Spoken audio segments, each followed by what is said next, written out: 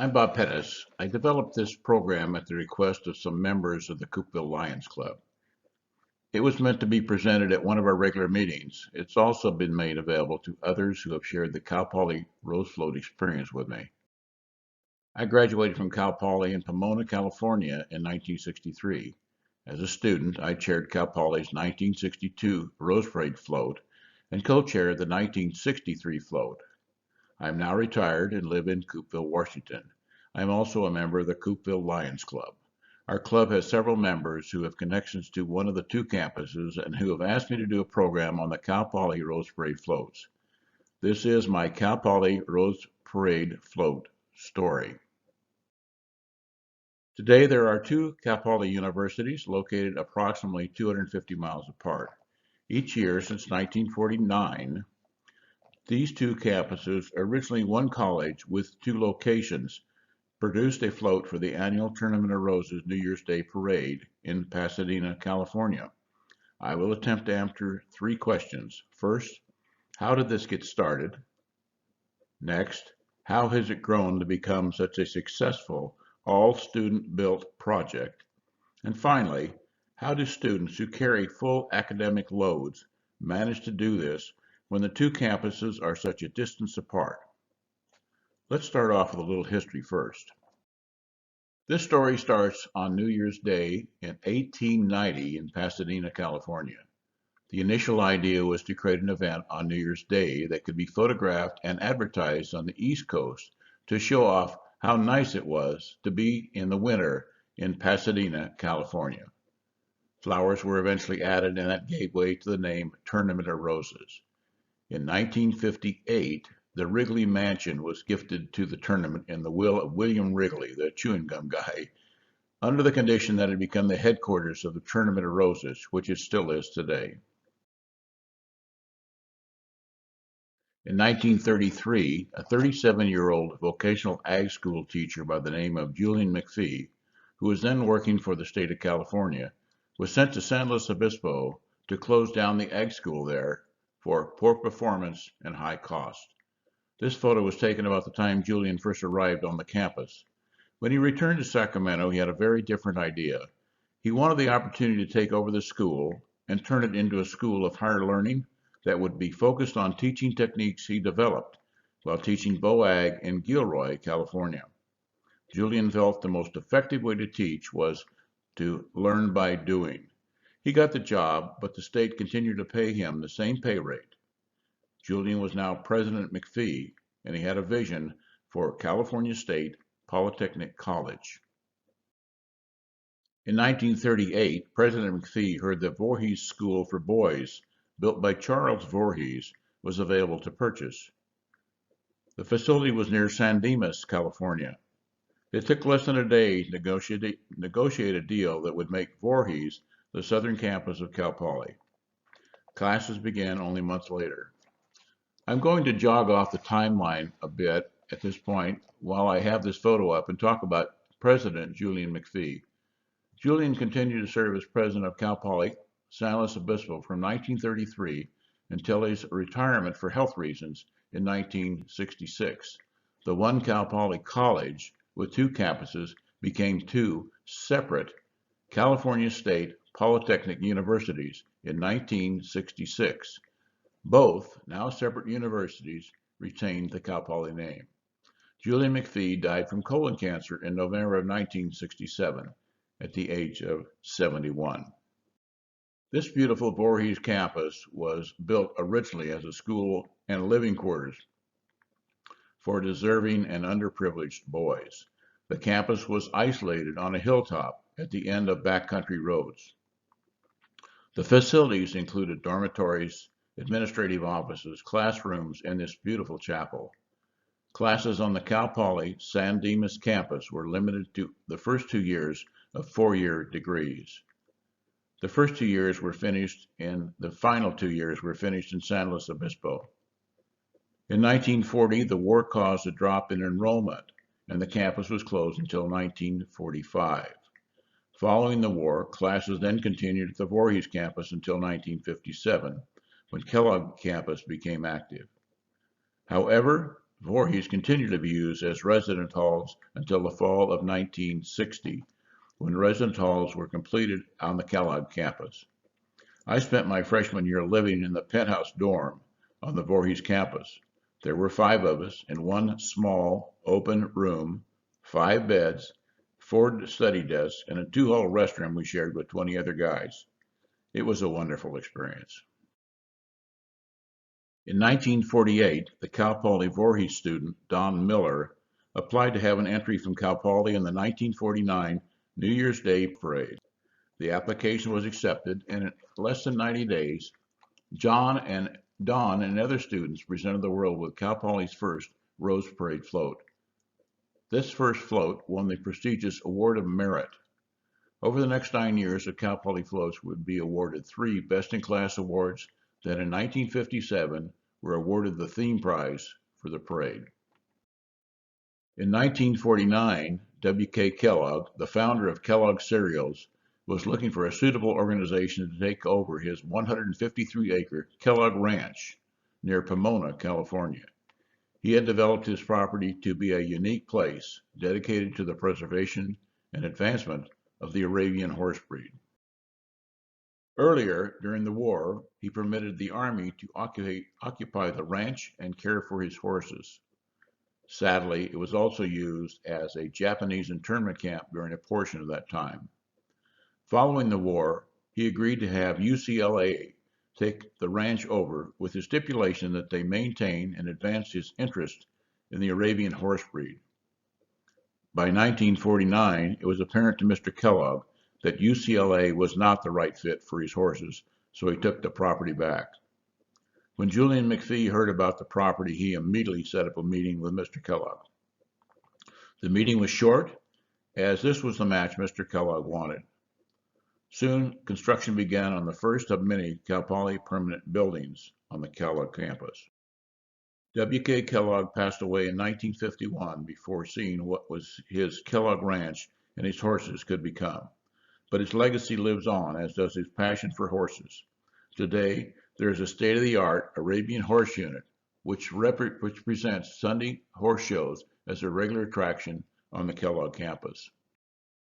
The 1957 theme prize winning float would be the last float to be constructed on the Voorhees campus. From here on, it was off to the Kellogg campus. The 1959 Cal Poly entry won theme prize in the parade. I was a first-year student that year, and the float was parked in the parking lot when I got back from campus after the holiday break. This was my introduction to Cal Poly Rose floats. Fellow student Bill Jacobson was the float chairman. The 1960 entry, Special Delivery, was judged to be best in class. When the time came to drive the float back to campus, another student, Richard Eastman, the float driver, asked me to help him by guiding him as we drove the float from Pasadena back to campus. We departed Pasadena at 2 a.m. in the morning. I hung on to one of the legs on the stork on the coldest night of the year. Frozen I was. I guided Richard through the traffic for 5 hours. This was my first float experience. Student Bill Jacobson was again the float chair. Oh boy, Richard let me be his assistant driver for this, the 1961 entry.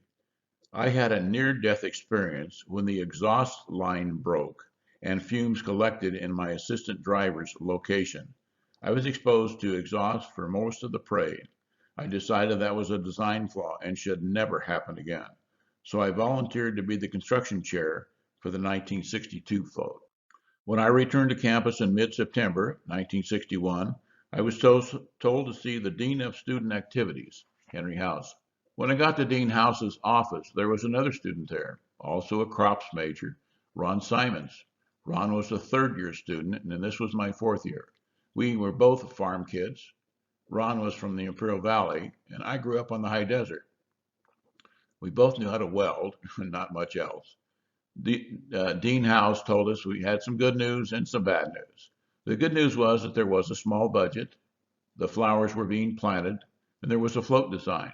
The bad news was the previous chairman was not coming back for the fall quarter due to illness, and we were the only ones from the previous year's committee.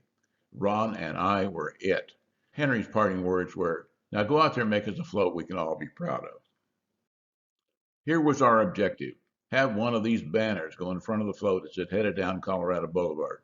It had been done before. In fact, there were 2 theme prize awards and 1 award of merit before us. But we needed help. Good news. This was the year Cal Poly Pomona, which had been an all-boys school, became co-ed. Yeah, girls for the first time. So we set out to organize a co-ed committee. Ron and I became greeters to other students who wanted to work on a float, as well as welding instructors. We ended up with over 100 on our committee, many with titles like assistant to the welder's assistant. After we removed the old power source, we built this new frame. This photo is significant because it shows the same small building and concrete pad that future floats would use for the next 60 years. Yuck. One of the objectives was to cut the drive time to and from Pasadena from 5 hours it took in the past. Wow, this puppy would go 35 miles an hour. Good start. Not a fancy design, but no one would ever see the undercarriage anyway. Oh, yeah, well, what do you do on a rainy day? You do nothing.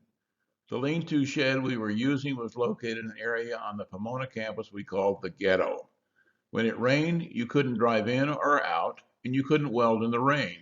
There was no cover for the float, so nothing could happen.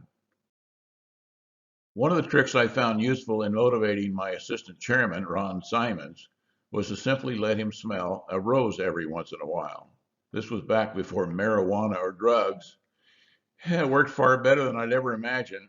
More on that later. Finally, it's parade time. Ron Simon is now Cal Poly's man on the moon. Ron built the satellite so no one else could fit into it or know how to make it spin. Now he was going to ride in the satellite, on the float, in the parade. He will spend 3 hours spinning that satellite around and jumping out to scare little people. 3 co-eds riding on the front were about to be seen by millions of people. We were awarded best in class for our efforts. After the parade, it was back to campus again, where we stripped off the old float and began a new one. Ron and I co-chaired the 1963 float, A Young Man's Fancy, which expressed the saying, "In the spring, a young man's fancy turns to thoughts of love." The San Luis Obispo campus provided the young man to ride on the float. Previously, they had only provided part of our budget. This time, the San Luis Obispo campus had an active role in the float. Our float was judged best in class for 1963. Well, okay, enough history for the day. Now let's get on with some current events. Wake up, all you Lions. Lions Club Members International also had a float in the 2020 Rose Parade, and this is a rendering of it. The theme for the parade was the power of hope. The float depicts a young lion cub and owl wearing glasses while reading the Book of Hope and realizing that they can now see the world clearly thanks to the Lions Club's vision screening programs. Lions have had floats in the parade since 1948, a year before Cal Poly. They are professionally built and have been judged best in class twice and awarded a special trophy once for exceptional design. Do any of you wonder why Lions International would sponsor a Rose Parade float? Well, consider this. Over 37 million people around the world watched or streamed the Tournament of Roses New Year's Day Parade. It is broadcast to 150 countries, plus the United States. Over 700,000 people lined the parade route to see the parade in person. And the Lions International float is just one of only 40 floats in the parade. Call it high visibility coverage. Call it being in a parade or an event unlike anything else in the world. It is a great place to be seen and to present our special message. This is the rendering of Cal Poly University's 2020 Rose Parade float. The title was Aquatic Aspirations. Here is the float in the parade. It was awarded the prestigious Director's Award for the most outstanding artistic design and use of floral and non-floral materials. This was the 60th Banner Award. The Cal Polys have the only self-built float in the parade. that is designed and constructed entirely by students, and it competes with commercially built floats, some costing as much as $1 million. But how do they do that? How do these two university campuses, connected only by name and separated by over 250 miles, continue to lead in introducing new technologies to the parade? This is the 2017 Cal Poly entry titled A New Leaf. It was awarded the Founders Award as the most outstanding float built and decorated by volunteers from a community or organization. The float featured several new innovative animations that were quite unique. The main feature was an old-world lizard, a chameleon. The question was asked, is it possible to have the eyes move? Can we have it change colors? What if the flowers on the float could move? What if they could open and close? They achieved all that and more. For several years now, former student Bill Jacobson, who chaired the 58 and 59 floats, has invited the joint committees from both campuses to a summer retreat at his ranch west of Paso Robles. There is time for relaxation, plus lots of time to work together on Rose Float stuff. I was pleased to have visited these young people several times. I always came away with not only a sense of pride at what they get accomplished, but also wonderment about how they did it. These young people simply see problems as opportunities to do something that has never been done before. Jake's Ranch is so isolated. There is no phone service, no TV, no internet, and no Facebook. All they can do is get to know one another and work on float issues. Creativity abounds. The Rose Float activity for the two universities is the only remaining activity that connects the two Cal Poly campuses. President Mcphee was a big supporter from the start, and today the combined float project has the support of both university presidents and their administrations. Oh yeah, there is a lake and a bunkhouse on the ranch, plus some of the students bring their own camping gear. The kids do all the cooking and cleanup. What's a great place to be innovative. I recorded and watched the 2020 parade on 3 different television networks, and in one form or another, they all asked the same question.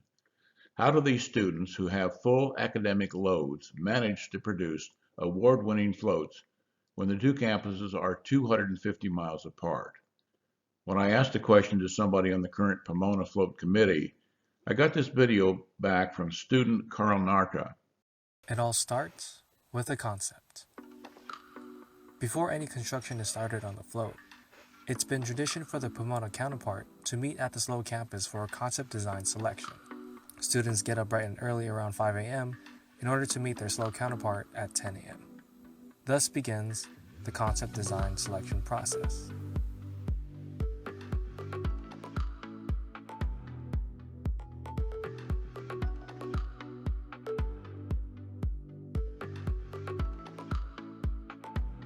Once the concept is selected and approved by the Tournament of Roses, the two campuses meet again in SLO to discuss what is specifically included on the float, commonly known to us as design feedback.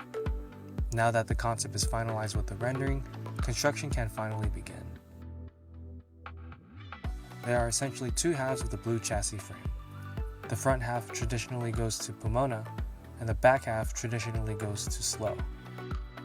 Once separated, SLO's half is transported all the way back to the SLO campus via semi-truck. While at their respective locations, both counterparts do their part to work on their halves. Around mid-October, the SLO half is put back onto a flatbed and transported all the way to Pomona. Both construction counterparts meet once again to assemble both halves of the float. Additional tools, welding supplies, and machinery are also transported from SLO to the Pomona lab.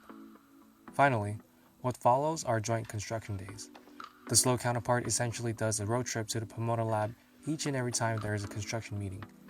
Yeah, like every time there's a lab basically. The whole 200 plus miles. The float is constructed via joint lab days all the way until December. After Christmas, it's back to working on the float for Deca Week up until the grand finale, Parade Day.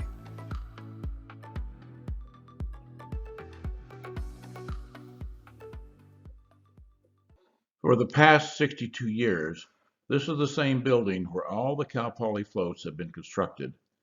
In 1976, committee and alumni members arranged to have a concrete pad increased in size and the cover built over the expanded pad.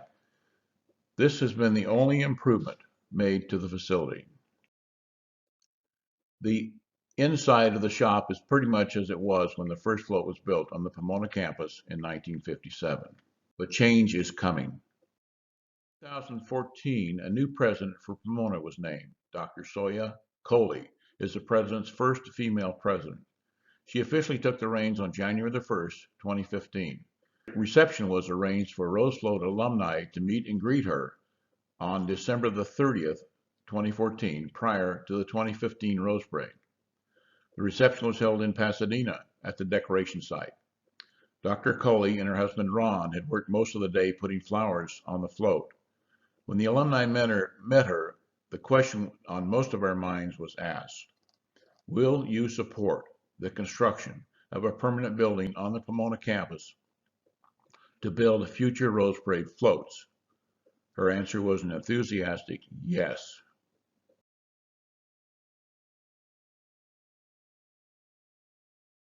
Thanks to a generous contribution by still another Cal Poly Rose Float alumni and a well-organized and successful fundraising campaign, over $5 million was raised and plans were finalized for the Don Miller and Ron Simons Rose Float construction facility.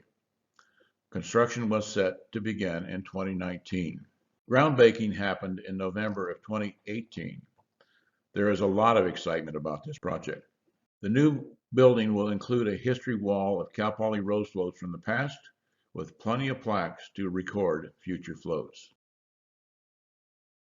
This recent picture of the construction progress was taken by former student and past float chair Dale Wong, and was taken on April the 23rd of 2020. It's been a long time coming. Thanks to all who have made this possible. As I write this, the campus is closed due to the coronavirus. However, I am told construction on the building is continuing and a ribbon cutting is being planned for November of 2020. It is expected the first float to be built in this facility will be for the 2022 Rose Parade float. My Rose Parade story would not be complete without mentioning the influence my friend Ron Simons had on it. After graduation, Ron spent 3 years in the Army. He returned to Poly to pursue a second degree. When he arrived on campus, Henry House, now the Dean of Students, yeah, that same Henry House, met him at the door. Dean House told him, "We have problems, Ron." Ron was told there was no Rose Float committee from the previous year.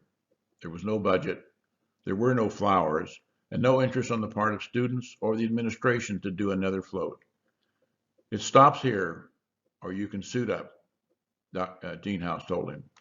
Ron Simons rose to the challenge and, while carrying a normal student load, restarted the float program, and on New Year's Day, 1968, the Cal Poly float titled "The Mouse That Got Away" rolled down the streets of Pasadena. The float was awarded the Princess Award for the most outstanding floral presentation among entries 35 feet or under in length.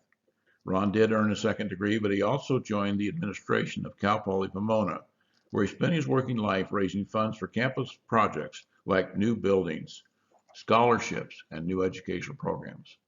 When he retired, he was recognized with an honorary PhD for his contributions to the advancement of the university. He joined the list of other prestigious people who had been awarded honorary PhDs, like Bill Cosby, who received his in 1992. I need to add that Bill's was later rescinded. Before Dr. Simons retired, I visited him in his on-campus office. On the coat rack, just inside his office door, was hanging his coveralls from our 1962 float. I imagined I saw a single rose on his desk. See, I thought, you can never underestimate the power of smelling the rose.